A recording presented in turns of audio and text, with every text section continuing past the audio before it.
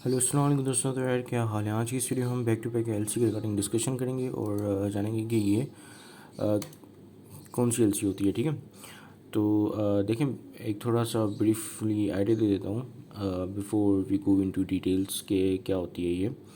देखिए, back to back LC में basically तीन पार्टी होती है और एक जो मिडल मतलब एक पार्टी जो होता है वो मिडल मैन होता है।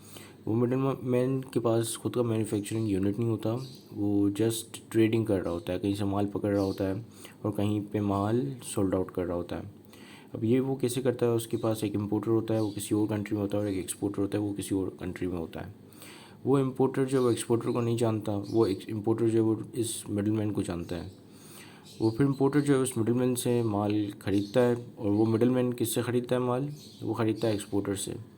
तो जो इम्पोर्टर है वो जब वो एलसी देगा उस ट्रेडर को, तो उस ट्रेडर जो है उस एलसी की बेस पे अपनी बैंक के पास जाएगा और अपनी बैंक से एक और एलसी इशू करवाएगा एक्सपोर्टर को, जिससे एक्चुअल में माल आना है।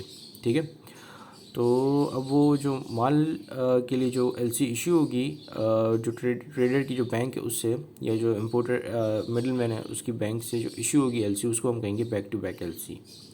ठीक है, तो ये मैंने आपको एक ब्रीफ में एक आइडिया दे दिया। ठीक है, सो ये क्या होती है, what it is, this is usually done when the original buyer and seller are doing trade from a middle man. ठीक है, जब बीच में एक मिडल मैन हो, वो कहीं से इम्पोर्ट कर रहा हो और वो कहीं एक्सपोर्ट कर रहा हो। ठीक है, that middle man is beneficiary of the first L C. अब बेनिफिशियरी होता है फर्स्ट एल सी का, क्योंकि जो इम्पोर्टर है उसको पता नहीं है कि ये फर्दर एल सी किसी और को ट्रांसफ़र करेगा। ठीक है, तो वो बेनिफिशियरी होता है क्योंकि इम्पोर्टर को लगता है कि भाई वो मिडल मैन से गुड्स आ रहे हैं। ठीक है, अब मिडल मैन का क्या फ़ायदा है, मिडल मैन बेसिकली सस्ते में गुड्स खरीदता है कहीं से और फिर इम्पोर्टर को महंगे दाम में सोल्ड आउट करता है। ठीक है, सो इस वजह से वो पहली एलसी का बेनिफिशियरी होता है। ठीक है, और दूसरी एलसी का वो जो एप्लीकेंट बन जाता है, यानी कि जब वो अपनी बैंक के पास जाएगा और बोलेगा कि मेरे पास एलसी आई है और इस एलसी की बेस पे मुझे एक और एलसी खोल दो जो कि इस बंदे को जाएगी, तो वो जो सेकंड एलसी होती है वो बैक टू बैक एलसी कहलाती है। ठीक है,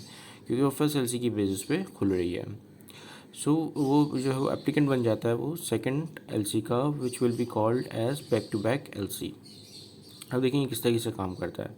लेट सपोज कि आपका इम्पोर्टर जो है वो मलेशिया में है। ठीक है, अच्छा मुझे यहाँ पे चाहिए होगी पेन। ठीक है, सो लेट सपोज कि आपका जो ये इम्पोर्टर है, सॉरी ये वाला इम्पोर्टर जो है वो लेट से कि वो मलेशिया में है। ठीक है, वो एलसी इशू करता है एक पाकिस्तानी बंदे को, और इस बंदे को पता है अच्छा ये जो एलसी इशू करेगा तो उसके पास कौन सी बैंक होगी, इशूइंग बैंक होगी। ठीक है, और जहाँ से जो एक्सपोर्टर की बैंक होती है उसको हम कहते हैं एडवाइजिंग बैंक।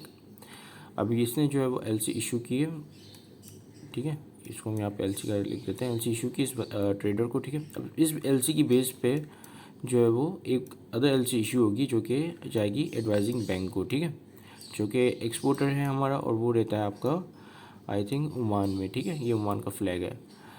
तो अब यहाँ से क्या होगा कि यहाँ से गुड्स आएंगे, गुड्स पहले यहाँ पे जाएंगे। ठीक है, तो यानी कि अब ये क्या हो गया, ये इसने इम्पोर्टर का रोल प्ले कर लिया। ठीक है, फिर यहाँ से गुड्स जो है वो जाके आपके मलेशिया में जाएंगे। ठीक है, फिर इसमें क्या होगा कि इसमें ये एक्सपोर्टर का रोल प्ले करेगा। जो ट्रेडर है वो इम्पोर्टर का भी रोल प्ले करता है और एक्सपोर्टर का भी रोल प्ले करता है। ठीक है, सो लेट्स से कि ये अपना ओमान है और ये पाकिस्तान है आपका।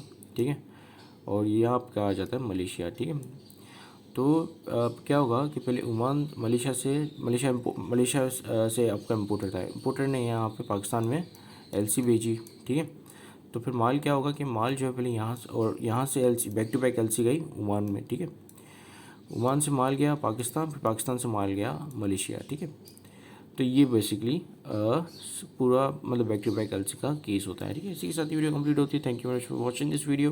Have a great day and Allah हाफिज़।